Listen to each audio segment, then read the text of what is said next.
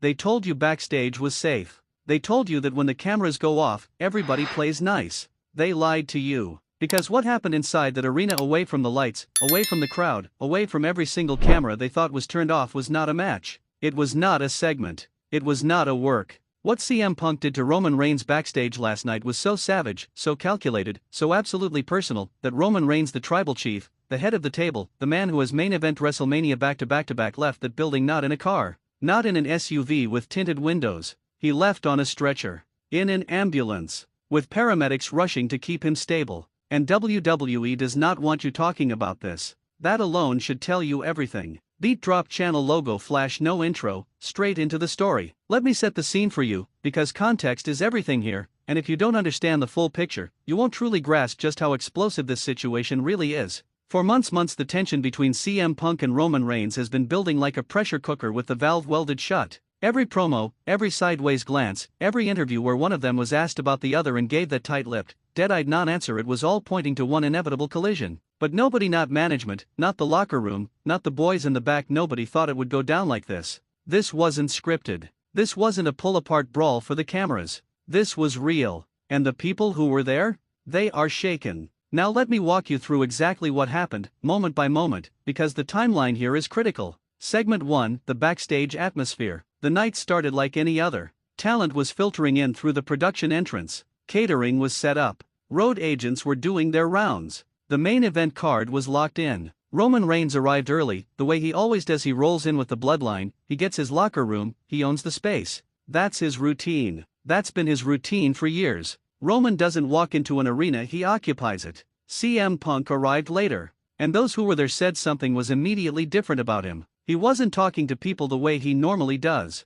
He wasn't cracking jokes, he wasn't holding court. He was quiet. Focused. The kind of focus that veterans in that locker room recognize immediately, because they've seen it before, right before something goes sideways. One source described it as, Punk had that look. We all know that look. That's the look of a man who's already made a decision, and nobody stopped him. Nobody asked questions. Because in that locker room, you do not insert yourself into CM Punk's business when CM Punk has that look on his face. That's not cowardice. That's survival. Segment 2, the confrontation begins. Here's where the night turns. About 2 hours before showtime, CM Punk made his way down a corridor that he had absolutely no reason to be in. The production area near gorilla position. Roman's territory. The bloodline was nearby. Solo Sikoa, Paul Heyman, a couple of associates, but for a brief window, Roman was alone. And Punk walked straight to him. Now, understand something. Roman Reigns is not a small man. This is not someone you approach without a plan. Roman is 6 feet 3 inches, legitimately jacked, has legitimate combat training, and has been the most dominant force in professional wrestling for the better part of 4 years.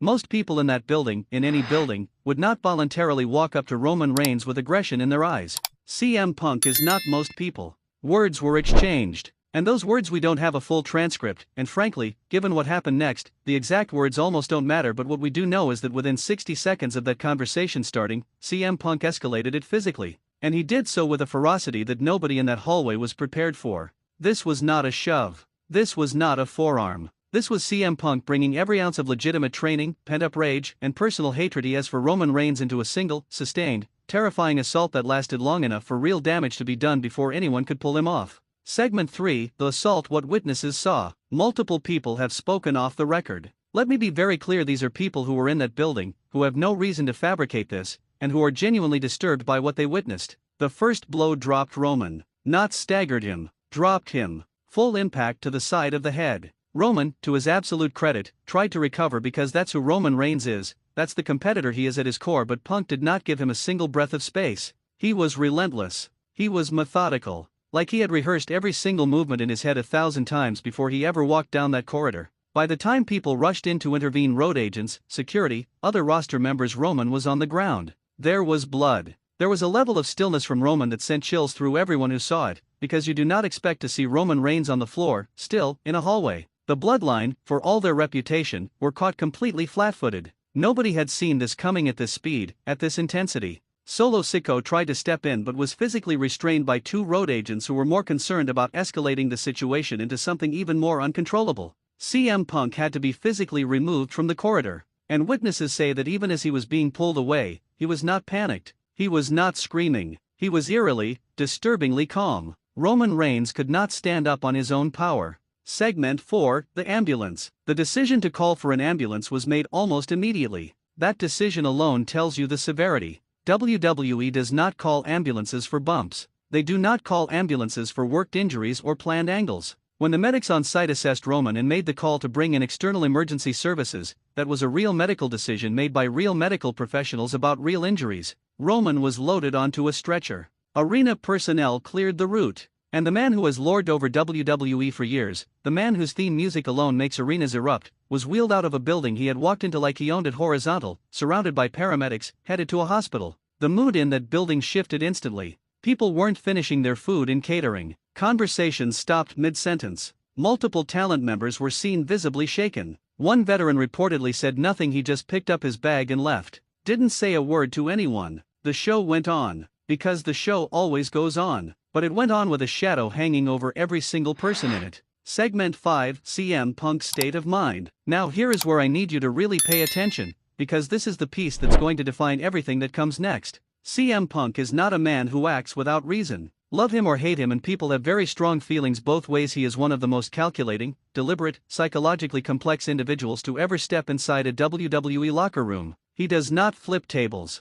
He does not throw fits. When CM Punk makes a move, there is always a reason behind it. So the question everybody in WWE management is asking right now, the question the boys in the back are whispering about, the question you should be asking yourself right now is why? Why did he do this now? Why this corridor? Why this moment? Because the timing is not an accident. It never is with Punk. Something happened. Something triggered this. Something was said, something was done, some line was crossed, and CM Punk made the decision that the only language Roman Reigns would understand was the one they wrote last night, in that hallway, with Roman's blood on the concrete. Whether you think Punk was justified or whether you think he went too far, and I want to know your take in the comments right now, you cannot deny that this changes everything going forward. Segment 6, WWE's response and what comes next. WWE is in full damage control mode. Internally, there are emergency meetings happening at the highest levels. The question of whether CM Punk's contract survives this, the question of how Roman's injuries affect programming, the question of how you even begin to address something like this on television. These are conversations happening right now between people who are very stressed and very unsure of what the right answer is.